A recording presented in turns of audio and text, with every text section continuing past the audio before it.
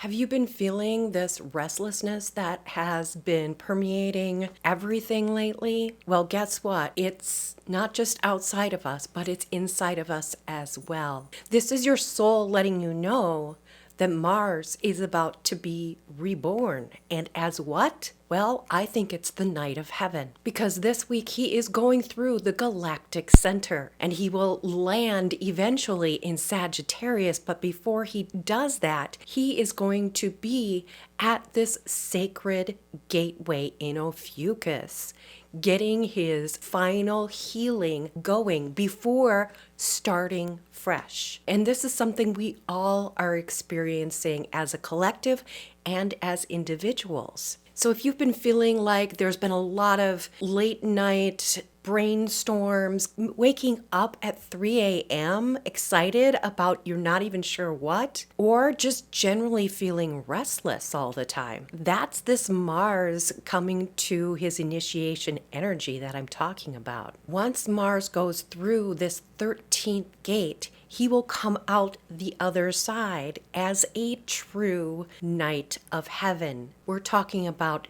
chivalry, honor, courage, bravery, and leadership, all being reborn in this one event on this one day. And I've got to tell you, all these sleepless nights have made it really hard for me to show up in front of a camera. And man, the energy has been off the charts. So I just light some more candles and do my best to ground. And today I am going to be walking through the entire sky for the week and see all the things that are happening and moving and shaking. We're talking about square dancing, we're talking about grand trines, and we are talking, of course. And the reason why this is such a big moment is that Mars is our drive, our courage, our instinct.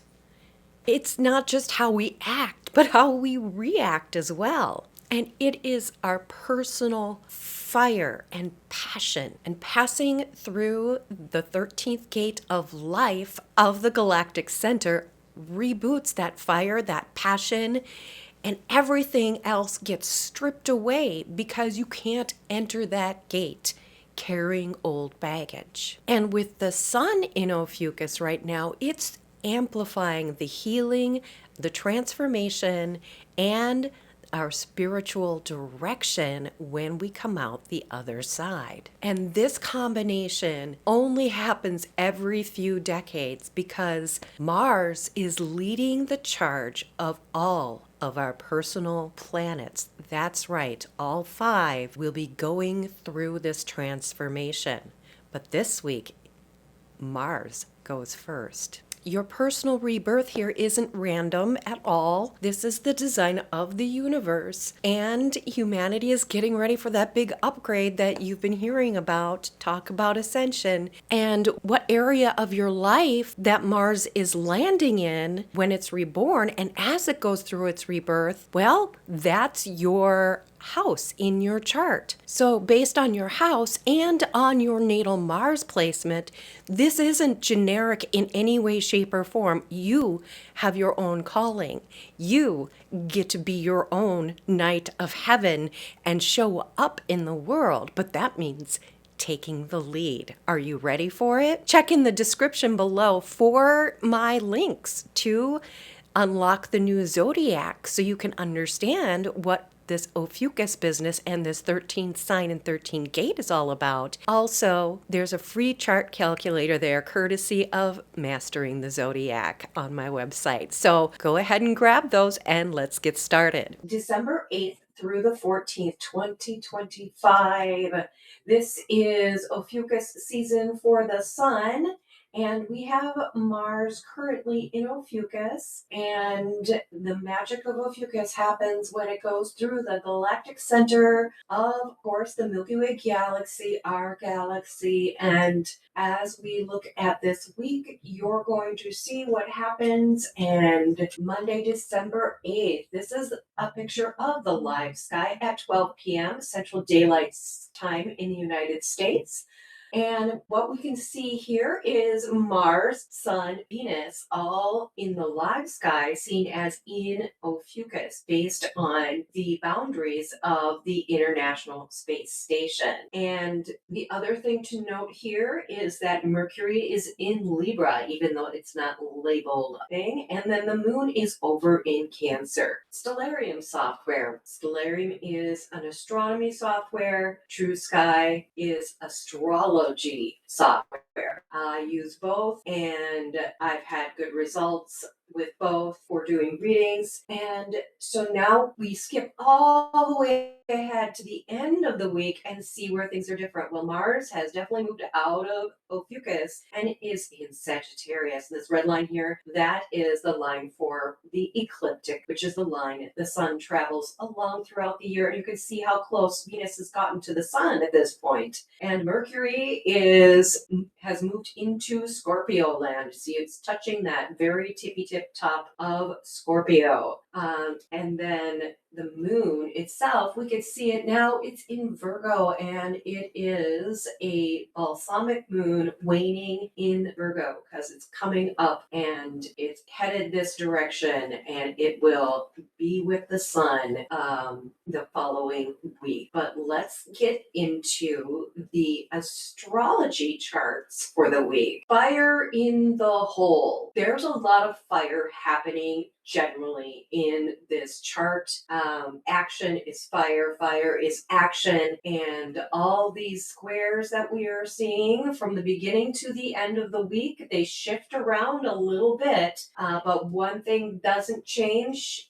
There's a few that don't change, and that is our Chiron and Jupiter connection being a square, and that just means that action is needed, and they're both in retrograde, so it's a little harder to take action. Jupiter in Gemini, a sign of air, and Chiron in Pisces, a water sign. So as you can see, it does show Venus in Scorpio, because this is how Athen Comete is using what's called the midpoint boundaries. So we're looking at on the ecliptic, where either the nearest one on the ecliptic, what's the midpoint between the star nearest the ecliptic and the star from the other sign nearest the ecliptic, and that's what determines this line here between Ophiuchus and Scorpio. If you're using other software, many of them show just a very tiny little space for Scorpio and a bigger space for Ophiuchus, and I'm fine with that because a lot of them would show that Venus is in Ophiuchus already. Now we do have a little bit of square dancing going on here and I'll get into that in the next slide. So let's just narrow things down. So this does show by the end of the week. I just want to show that yes, we've got Mars in Sagittarius, Mercury in Scorpio, and Venus in Ophiuchus, and everything is bundled right here within less than 60 degrees, very close to 30 degrees, very much stellium action going on here, but the signs are just so tiny that they're stellium in the house, but they're outside of each other for signs in some cases. And that is what's so special about True Sidereal Astrology. So here you can see that the moon is in Cancer and it is trine Venus. So we're going to check out the trines first, because trines are super beneficial. They lift you up. They help you out. These are the big helpers. These are the people who grab you before you get hit by the bus. And this is how these work together for both points and planets. So we do have, like I said, we've got that moon connected to Venus. So moon in Cancer, the nurturing water sign, with Venus in Scorpio, which is the passionate, deep, intense, secretive, mysterious, sexy water sign. I equate that with ice, because ice is solid and you can't see into it if it's foggy enough. So with this is the mother's womb over over here. So we have these two goddess energies in water. So there's a big flow of goddess energy on Monday, Moon Day, starting out the week. And we are just a few days past the full moon, which was on the 4th. So Monday, December 8th. And then the other trines we have this grand trine that's been going on forever with Jupiter in Gemini as an anchor for it. And it's reaching out to whoever's passing by up here at the top of the chart. And right now, that happens to be Black Moon Lilith, which is a point, not a planet, not an asteroid, and Mercury in Libra. So those are together and they're trying that. And then they independently are each trining these two guys over here of Saturn and Neptune. But I will say that the only one that is trine to Jupiter, making the grand trine, is Saturn in Pisces. And this is a very special time for this because Saturn is now moving direct after having gone retrograde. That's the other set of trines, those helpers, that very positive energy flow goes around and around and around and around. And where she stops, nobody knows, because we've got a lot of options here for how you want to focus your flow. And that's a good thing. The other thing we have is we do have a trine here between two of our outer planets. We've got Uranus in Taurus, which is currently in retrograde, and then Pluto in Capricorn. And I just did a video on Pluto in Capricorn, and actually not too long ago on Uranus in Taurus, because these are long transits. We're talking years and years of transits here. So Pluto, I believe it's a total of 17 years before it gets to Aquarius, which is where tropical astrology says he is, and he's not. So these trines are there to help you. And we also have that dancing with the nodes, with those squares. The squares require action. And who's dancing with the nodes? It's also called in the bends, when we've got T-squares with the nodes. And that's happening with Venus in Scorpio and the Sun in Ophiuchus, dancing with the nodes. And that means we are being asked from our soul level of being seen, of healing, to reach out for to the North Node. For the work we have to do with the North Node is about stepping outside of our comfort zone and doing something for the community in Aquarius, because Aquarius is all about community. It's all about the outer limits, the networks, the crazy shiny unicorn in your family, or the crazy shiny unicorn person in your neighborhood, or just something way out there. It's about breakthrough ideas as well. And with the soul sun in Ophiuchus, just entering that and learning about healing, learning about how to really start embodying the higher self and still hold to some sort of personal identity at the same time, while being an asset and a shining light for community. And the other side we've got of the dance, and this goes for anybody in this dance with these nodes, working with K2, the South Node, and there's that ongoing tension there. So as you can see, it's over here in Leo. So we've got another fire right here. So fire, remember, fire is sort of what's going on this week, because we've got two fire signs in Ophiuchus. We've got Mars and the Sun. Both are fire planets. They're in Ophiuchus. And when we've got a South Node in Leo saying, okay, what is it that we have to shed and put into the incinerator to get rid of in order to fuel our trajectory towards this North Node of humanitarianism? What is it in your personal life? What is it in our collective lives that we have to shed? Because remember, when it is the live sky world tree and not looking at your birth chart, this is because everybody has to do this work, okay? So we have those two dancing with the squares. And for Venus, she is digging deep into Scorpio, and Scorpio is about mystery. Scorpio is about the occult, and she is the goddess, the most occult figure and the forbidden figure for so long, and only got a revival in this past century, thanks in part to the rise of Wicca and neo-paganism and people being willing to say, I am goddess and I see God as goddess, because it's not just all about a phallic symbol in the universe. The universe doesn't care. The universe doesn't, spirit is spirit, and it doesn't matter what form you take. What matters with the form you take is how you treat your body and how you treat others in their bodies, okay? So square dancing with the nodes, you got to go north node, south node, based on values and digging up what really is valuable and getting rid of what isn't, and your soul level ascension prep time, getting rid of what you can no longer take with you into your next initiation, into your next iteration of your highest self. And the same goes for digging up what you need to bring to the table for community. What value do you see community needing to focus on, and using your voice for that? And we'll get to that later. But what's in this basket I'm talking about? Well, this is where the sextiles come in. These are the partnerships. These are the creative sparks. And they look like little asterisks. They look like those. And this basket is all about these outer planets connecting with these personal planets right now. So this outer planet, smaller basket, the single triangle here with Pluto in Capricorn and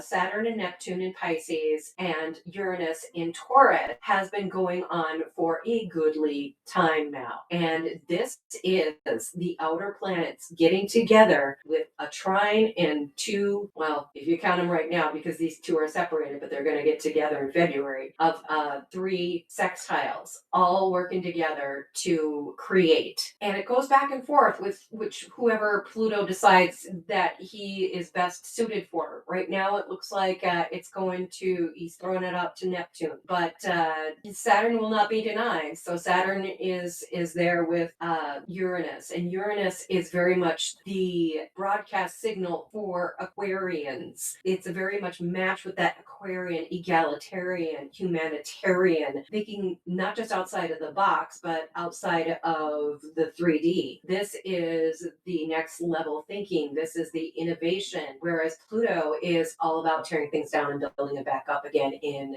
Capricorn. And I will be sharing personal stories with that in future videos. So that's what's in this basket. And this is all about creating something new on a societal, global level, because these are our outer planets, the old ones, the ancient mystery that nobody even knew about, but that was bringing wisdom to us unseen, but not unfelt. And now we are linking up with Black Moon Lilith. Yes, her, also ancient. And this is a point. It's not a physical body. This is a calculated point. This is where the moon is furthest away from the earth. And that is in Libra. And Libra is bringing in harmony. It's bringing in that liminal space between the setting sun, that's what that's all about, and what comes next, because this is based off the scales. And if you are, that is the big overview for Monday. Let's get back into Tuesday, December 9th. This is where this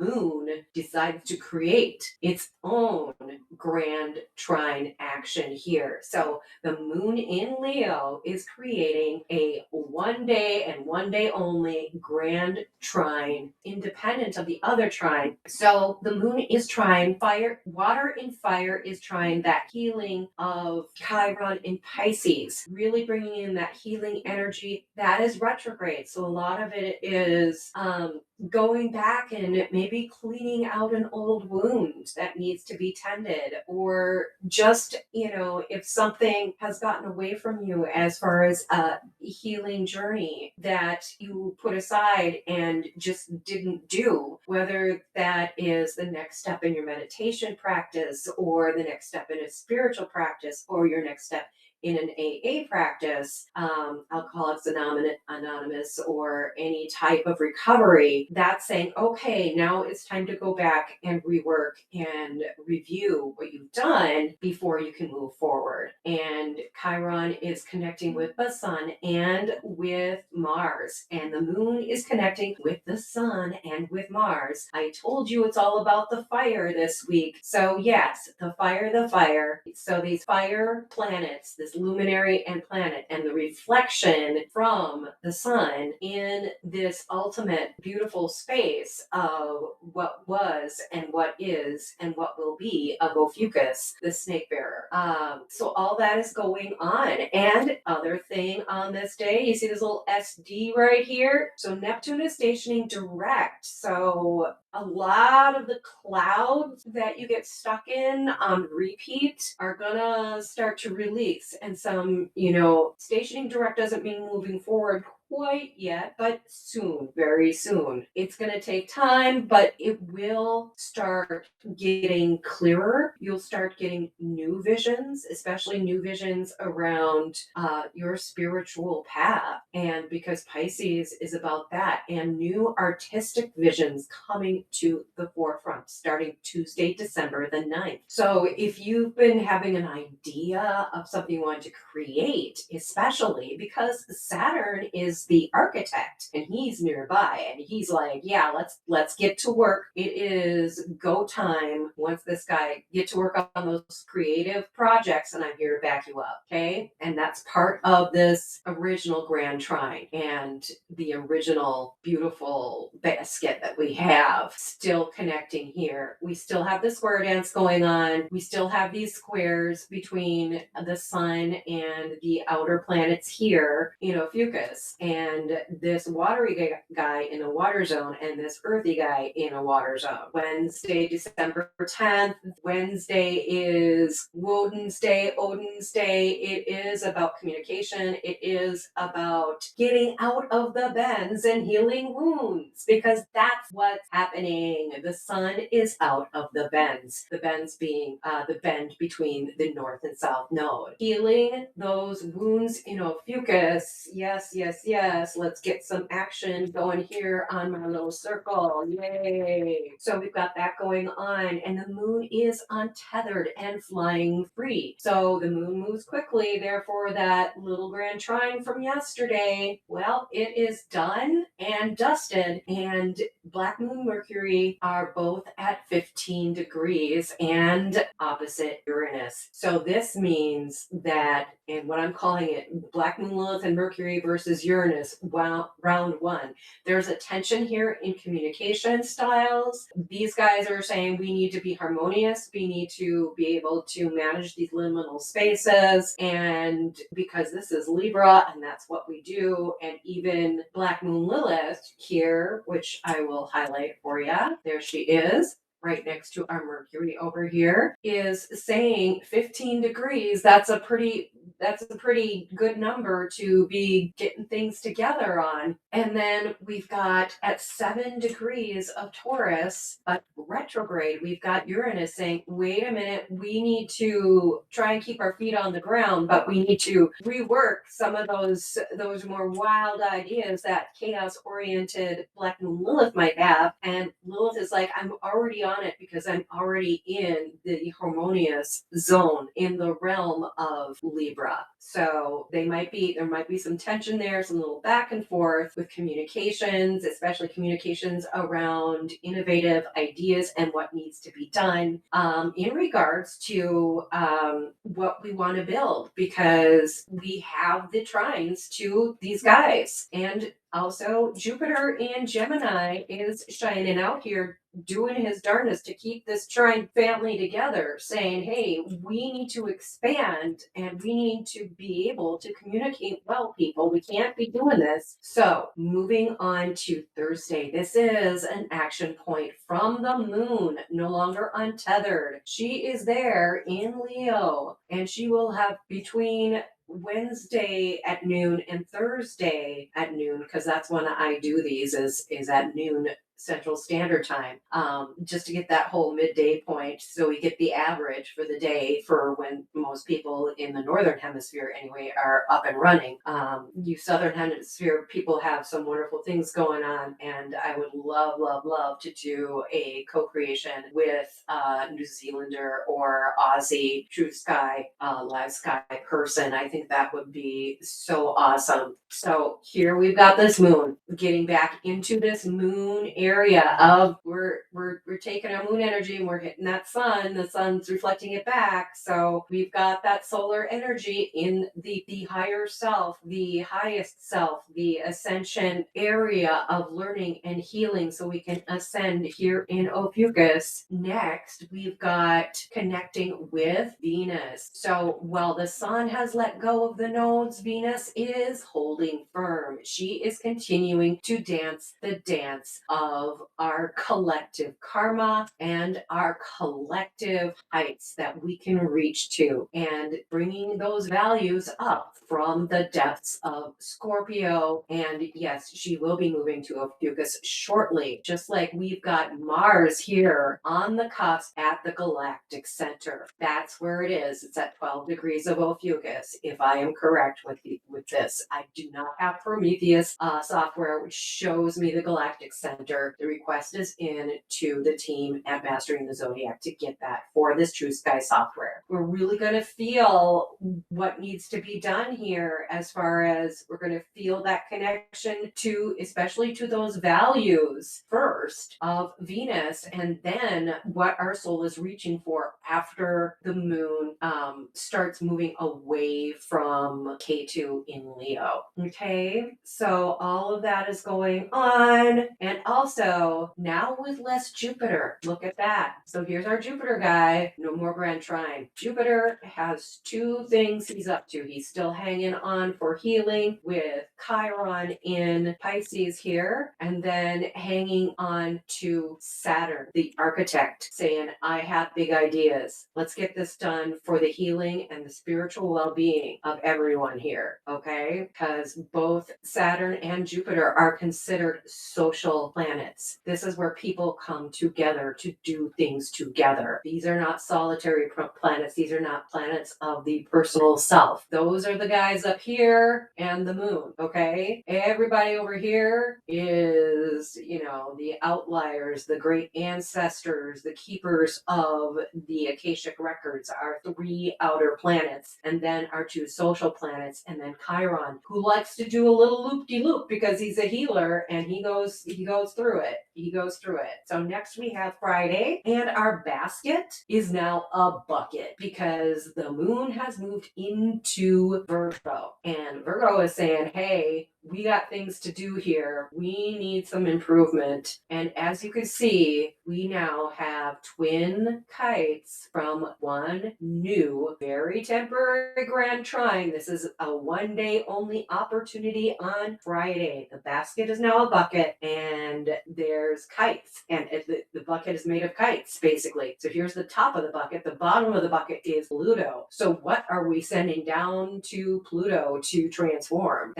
And where is it coming from? Well, it's coming from this outer limit planet and these outer limit planets, and the moon, which is the people in Virgo, which is the great mother. Those are driving those. And then the creative process of when he recreates and when he takes it and says, hey, let's create something and fill this basket. It is coming from Black Moon Lilith and Mercury in Libra. All that is happening on this side with that double sextile going on here. There's a double sextile coming from the moon to help out with that in partnership, saying we got to keep that watery, earthy energy flowing here for this blacksmith to do his work, right? And then down here we have the carpenter and the dreamer partnering with our broadcaster of the outer limits, connecting and growing. And all of that is happening, but at the same time, we still have this bundle of squares. And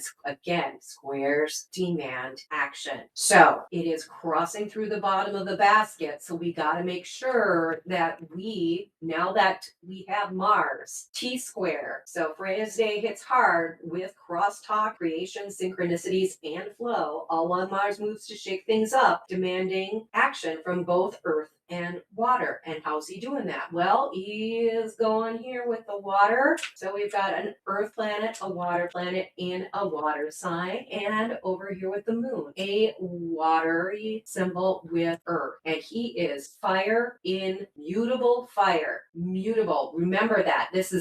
He is in a space where he is transforming, and he can transform the heck out of whatever is happening out there. And he's doing it with the people, but the people got to participate and help guide him and give him, he doesn't do well with boundaries in the first place. And once you get into Sagittarius is like, boundaries? What boundaries? I'm going to travel the world, the galaxy, the universe. I'm going to learn whatever I need to learn in order to do what I need to do. And Mars is saying, I'm going to act in whatever way I want to act.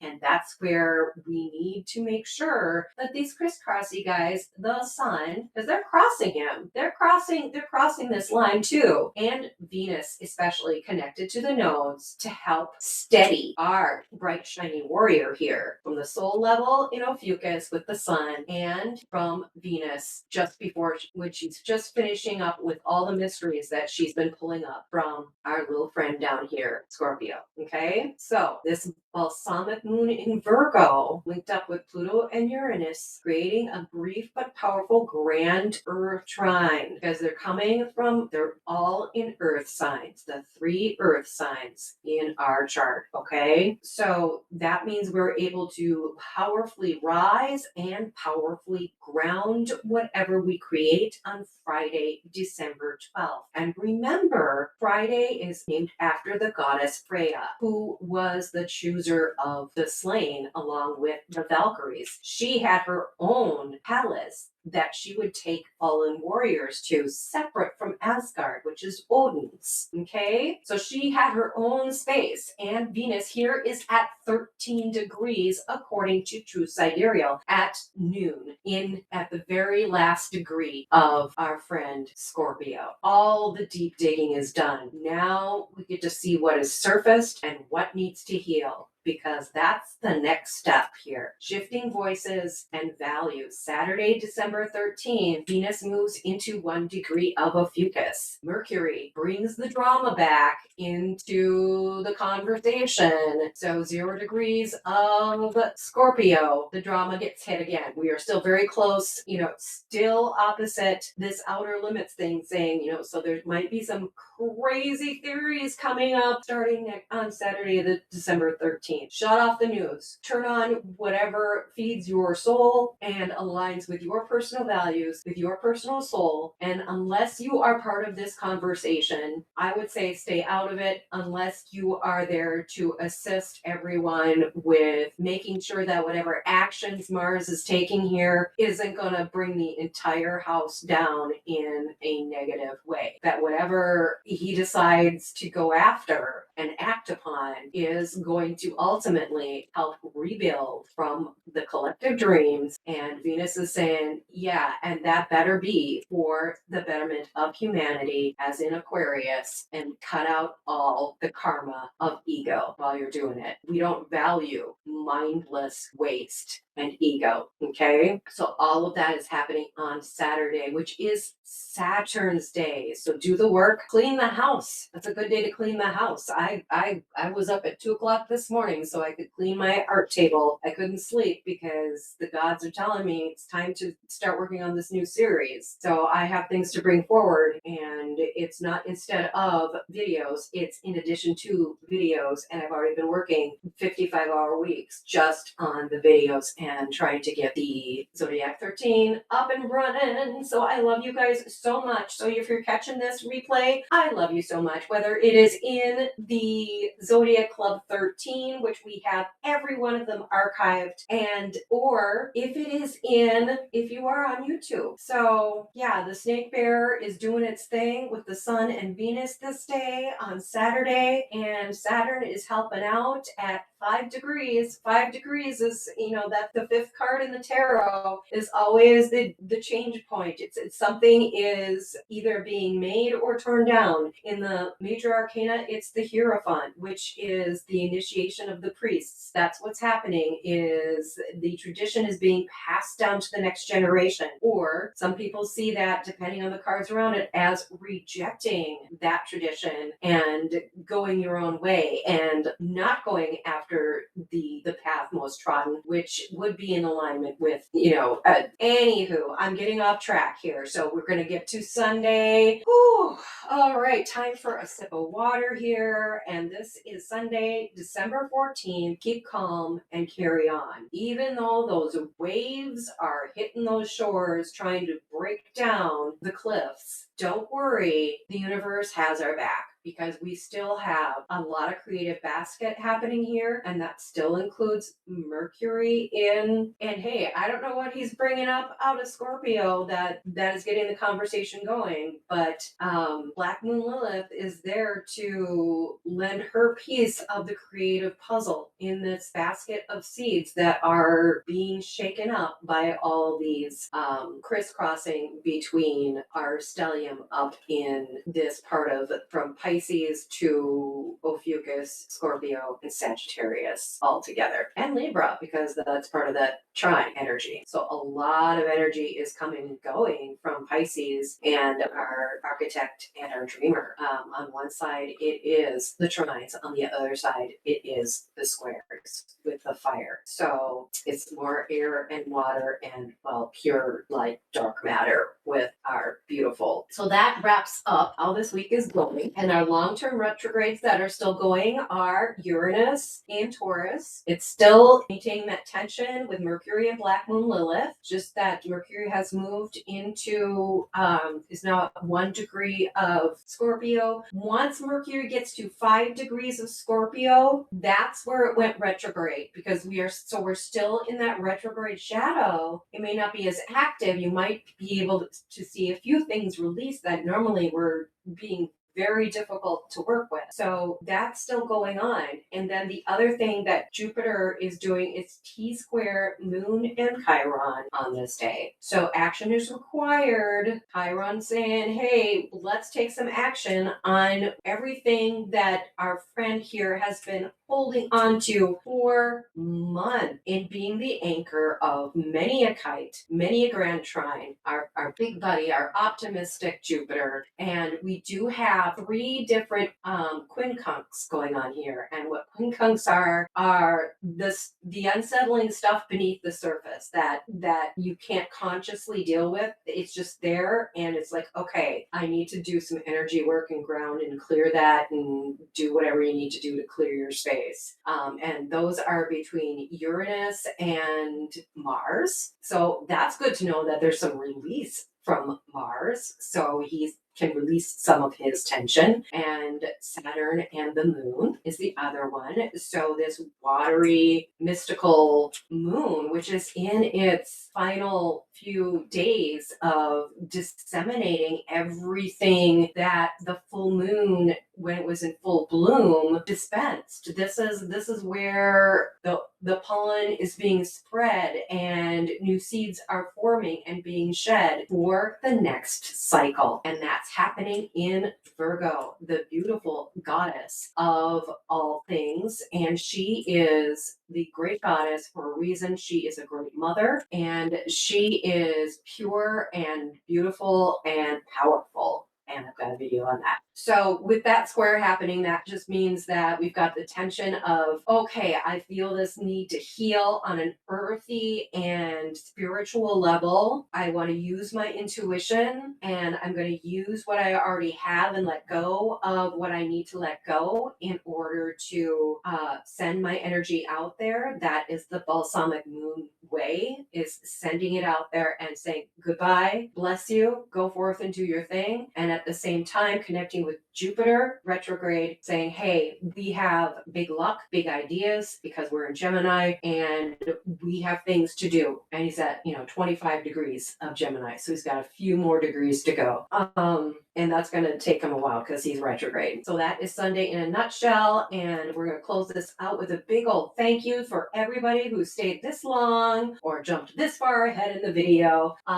Thank you so much. You can support my work and my YouTube channel by subscribing at Harmony Goddess Astrology, youtube.com/@Harmony Goddess Astrology. It'll pull it right up. Subscribe, like, share with your friends, and comment. Get into the conversation. Ask me questions. I do answer them.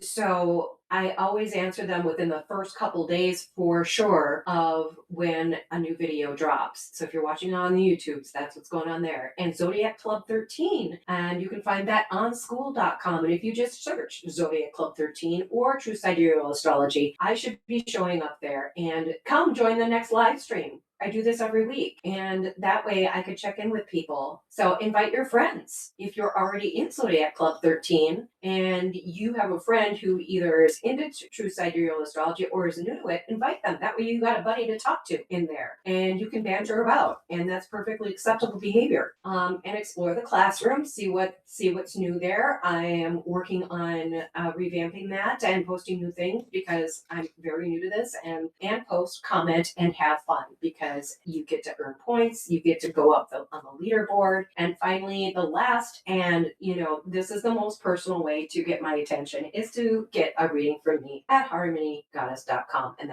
those are either on Zoom, or I also have an email reading of your tree of life where I take a look at 6 main points, 2 of which are your north and south nodes. And we talk about what areas you're growing towards and the gifts you came in with on the other end, as well as what you need to clean up around your roots to grow stronger. Okay? So now that you know everything that's going on this week around Mars, especially being reborn as that Knight of Heaven in your life, and when you're ready to understand why this activation feels so forbidden, so powerful, and so karmic, you're going to want to check out this next video right up here, because that's going to tell you why Ophiuchus was forbidden and what it means in all 12 houses. So I will see you in the next video because that's where everything comes together.